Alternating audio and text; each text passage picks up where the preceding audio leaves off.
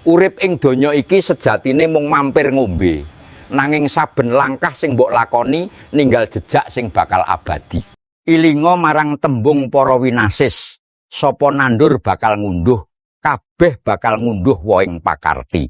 Iki dudu mung ukara manis ing lisan, nanging iki paugeran Gusti sing ora bisa dipaida lan ora bisa diselaki. Urip iki ibarat tegalan sing jembar, apa sing mbok sebar ing wayah esuk bakal mbok unduh ing wayah sore utawa ing tembe mburi. Yen sira nandur wiji katresnan lan welasing ati, senajan saiki asile durung katon, besok mben sira bakal ngunduh wohing katentreman. Uripmu bakal ayem, dalanmu bakal padhang, lan sak kiwa tengenmu bakal dadi pangiyupan. Nanging suwalike, yen sira nandur wiji dengki lan cidra ing janji, aja kaget yen ing sawijining dina sira bakal ngunduh wohing kasangsaran. Wit eri ora bakal woh anggur, semono uga tumindak ala ora bakal nglairake kamulyan. Muga-muga nalika wayahe panen wis teka, sira bisa ngunduh wohing pakarti kang manis.